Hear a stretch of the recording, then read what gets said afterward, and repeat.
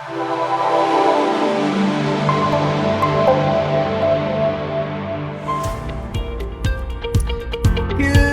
morning, Max. How are you doing today? I'm doing quite well. Julien, how are you? How's the evening in Paris? The evening is good. I have a story, though, which, that's one of the stories that you can't really qualify. Is it a good one or a bad one? It's somewhere in between. There is good and bad, and I don't really know what to do with it. So I thought, let's put it on the CX therapy couch, right? There's nothing better. I'm glad your facial expression was being perplexed, and for a moment I thought it was being pained. So I'm glad. I'll take perplexity over pain any day of the week. So we'll hop on the couch. I want to hear what's going on.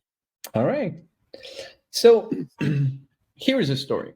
We got this government-based service, which is a blessing. That's not the It's IRS. not the mail. It's not the mail. Okay. It's more like some kind of money you can get in specific situations. This one is related to having kids and being able to claim a few things, or at least getting, if it's not money, it's support, guidance, this kind of things. And I was in a pretty tough situation where basically my daycare was no longer enough for my kid. I had to bring in additional services because it just doesn't match with my working hours and my wife's working hours. Anyway, long story, we had to figure out a way to make it work. And there is this service that offers both guidance and potentially some financial support, assuming that you meet some criteria. The only thing is, if you send them an email, you'd be lucky to receive a response 6 months later. I've actually sent them an email in January. It is now end of the year. I still have not received an answer. Actually, that's not fair. Okay, so one check to bad. I've received an acknowledgement that we've received your email. We are currently unable to respond as quickly as before. I don't know what before stands for. I guess there's been like this forever. But anyway, so I obviously didn't want to send them an email because I had that first experience. Send them an email a month ago, still no answer. So instead I said, hey, you know what? Let's call them up because my situation is complex enough that in any case, I'd rather talk to someone and explain. So I called them up. I don't know, that was a Monday, probably a Tuesday, doesn't matter. I call them and first thing I hear is, it's roughly 30 minutes wait. 30 minutes plus wait. We suggest you call at another time. If not, please hold the line. I hang up. Call back on the next day. We just like to inform you that it's roughly 30 plus minutes wait. If you still want to talk, please enter your whatever not employee, but your reference number, whatever it is. Obviously, I did not have it, so I hang up, log in on the website, write the number, call them back on the next day, 30 minutes wait, please enter your number, which is like 10 digits. I enter my number. Now, please enter your password. What on earth is my password? So I hang up, call back the next day after I found out my number and my password. They would like 3 or 4 questions like this. By the end of the week, I finally have all the information. I make sure I have 30 minutes ahead of me to call them up, actually slightly more, because you know that if they announce 30 minutes, probably going to be an hour anyway. So I call them up, I enter all the digits. They announce the 30 plus minutes as usual. I get into the system. If you want A, press 1, you want B, press 2. I go through the IVR, pretty well constructed, I must say, after you pass the gate. And then after I've entered everything, they said, your waiting time is estimated to be less than 10 minutes. And I'm just thinking, why on earth is it that? But I leave it to that. And then I have some of my answers, but it requires some more digging. The weekend passes, I do my own research, and I know I'm going to have to call back because now that I know what they told me, what I found online, and made my own research, I have to call back because I have more questions than I had before. I call back. Please wait 30 minutes. Don't care. I have my paper with me with all the numbers I need to enter. I enter everything. And again, your expected waiting time is less than 10 minutes. 3 minutes later, someone pick up the phone and we have that conversation. Lovely person, incredibly helpful, got all my answers.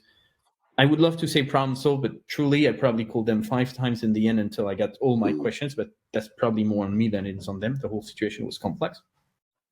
And my story today is really about, why do you announce 30 minutes when in the end it's always less than 10? And I'm wondering, is it a technical issue? You just say 30 minutes by default, and you've not been able to fix it. Is it, I'm trying to discourage as many people as possible so that they do their own research and filter them, reducing the volume by discouraging people?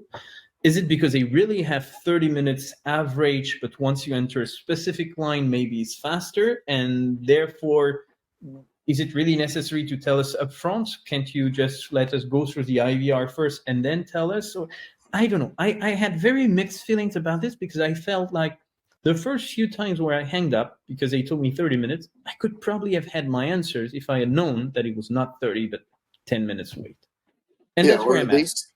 Or at least you would have, by Wednesday, figured out all the information you had to get them instead of waiting till Friday. I think it's the last point. I think it's the last point. You mentioned there were A, B, C, D, however many options. Probably each one of those is a queue. They announced the longest queue because you might be frustrated to find out they were lying to you, but you're going to be a lot more frustrated if they say 10 minutes and then it ends up being 30 minutes. But I think your point is spot on. Get them to the queue, and then tell them the wait. Don't tell them the wait up front. Exactly. If it's variable like that. Unless, we do run into many cases where Julien isn't like most people. So maybe you're, you were your option was the one that 3% of the callers took, but it doesn't sound like that's very likely. No, this one was, I don't think it is. Wow. So you made it sound like there was something redeeming in this experience. So far, this sounds like a horror show. Well, okay. I think there are two things they're doing wrong here. Announcing it firsthand is actually my recommendation. You should always announce it firsthand. But if there are different queues with different waiting time, either you don't announce it straight away, or you tell in average at 30 minutes plus, but go through the IVR to know exactly how long. I don't know. There should be something around it. To me, that's the first mistake. Once it was a long process to get to that for you the first time, because you had to find all these stupid codes and go through all of that. But once you've done that, I would probably design my IVR more. Well, I'd try to figure out some way to make the login easier. But once you've done that, then it was only a matter of a few seconds for you to get to hear the actual hold time. So I think it's okay to do that. Although if 80% of the people calling are calling for the first time and they're going to have to go through all this rigmarole to figure that out, then maybe because maybe that changes the equation. Well, as I said, I think there were two problems. The first problem is the one I stated. The second problem is the login thing. I understand why you need to have security. No problem with that. I just wish you would tell me up front, the next step, you're going to need this, or even better, on the website where you show your phone number, tell me what I'm going to need to be able to call you. Because I call, I don't have my number. I get my number, I call again, provide the number, there is another information you need, and then a third one after. And it should not take me 3 or 4 calls to be able to log in. That's by far the worst part of this experience, to my mind, especially what's your PIN? I mean, I kind of get what's your account number, and okay, I know to go to the website and I know how to log in. I've had situations in like banking situations where I needed my account number. I logged into the website and they don't show me my account number on the website. But that part's okay. It's the PIN that drives me nuts. It's like, what? If nothing else, I think you're right. This should say, if you're a first-time caller, you're going to need your account number and your PIN. Please go to the website and set that up. Sorry. And that's inexcusable as well, but I had to reset my PIN, by the way, because either I didn't have one, or at least I had no memory of ever having one. And then it gets worse. Typical banking system, They asked me to enter all this many digits followed by the pound key. And then once you finally talk to a human being, the first thing he says is, sir, I'm going to have to verify your identity. Please state your first name, last name, birth date, email address, and phone number. And okay, those things, I memorized them, especially my first name, last name. I'm pretty good at this right now. So I didn't have to do any research. But I'm just thinking, you asked me so much information already that I must be who I state I am. If I'm not, can we first have the conversation? So that if really we are talking about something super sensitive, then verify my identity at this point. But I'm pretty sure my question is, simple enough that you're not going to tell me anything confidential that would have terrible consequences. You already kind of checked my identity. Can we wait a little before you start hammering me with additional verifications? I always find it weird. So I guess my question is, why the hell is the IVR asking you to identify yourself? We just talked about how much friction that creates up front. Kill that. And then when the agent asks you for stuff, it's like, okay, I know. And, that also means the agent can wait to ask you that stuff until you start asking a question that requires it. Because you're right. You might just want to say, what's the mailing address for this bill or for this form, and that you don't need to do it. That to me would be the way to do it. It's expensive. You don't want an agent to be the one validating you. You do want self-service to do that. But if you're forgetting that anyway and making them do it, take it away from up front, please. Right? Because I guess there are some questions that could be highly confidential, but most questions, like guarantee, are not. And unless they are, sharing private information, they could probably remove that or push it further down the conversation. What I, however, understand why you would want to give agents more question, meaning the whole login part should stay within the IVR, so that you filter out people like me who would wait 10 minutes to talk to an agent and figure out they don't know what the number is. That would be incredibly frustrating for both the agent and the customer. So I'm kind of fine having it up front if that's a necessary step. But the other questions, don't waste another 2 minutes of my time and your time and the company time for nothing. Yeah. All right. I agree. That's the wrong. This is bad. I don't know what your redeeming piece in all of this was. This is just bad. And then you said the agent was very nice. The agents with an S, because I talked to multiple people in the end. No transfer, by the way. Each time I talked to a person who did not transfer. The only thing is,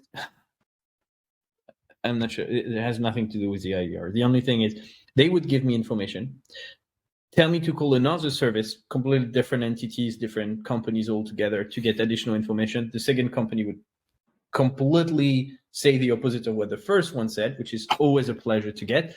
But that's a different story. But overall, I felt like, once arrived Friday, I had this level of confidence because I had my cheat sheet with me with, this is my first number, then you press this to get in the menu, this is your PIN code, this is that. I was like ready to battle. I had the sheet with me. I was ready to battle. That was a fun experience. Not the first 4 days, but the fifth one was actually a good one. The real thing that gets me a little bit weird about it was really the 30 minutes waiting time when it's actually just 10. I felt like, dude, don't tell me that. Don't try to turn me down. Yeah. But I must say again, I much rather you tell me that than tell me nothing or tell me it's going to be 5 minutes and in the end I'm holding for an hour. That's when you piss me off. So that's what I'm saying. Not such a bad experience. It was good and bad. Ultimately, I got my information. Still didn't fix my problem, but I got all the elements to be able to fix it. So now it's on me, I guess. So yeah, well, that's where I'm at. And it's usually, and it was quite unique because it never happens to me. Usually that's really the other way around. They don't tell me anything and an hour later I'm still listening to the same music over and over again. So from that perspective, that was a much better experience than what I'm actually used to. You're a kind and patient man. I just think there's nothing redeeming out of all. Yeah, they got a couple things not horribly wrong, but just that whole upfront nightmare and then revalidating and asking you arcane information that you have to go to the web to figure out. You have to have a cheat sheet with all your, I mean, there's nothing redeeming here at all other than nice people. All right, I might be a kind person, definitely not a patient one. I can't let you claim something that is there's nothing true in that statement. Okay, well, in any case, I feel much better right now, so I absolutely must thank you for your patience listening to my whining, and I wish I can return the favor next week. All right, that sounds good. I have an interesting one next week. It's not. It was painful, but it's gotten better, and it's kind of interesting what got better. All right, so I've seen you look up. There is a plane. I've seen you telling pain. There is travel. Don't tell me more. I have a taste of what's happening next week. All right, there you go. Thank you so much, Max. I will definitely listen to that next week. In the meantime, have a beautiful week. All right. Thanks, Julien. Bye. Bye.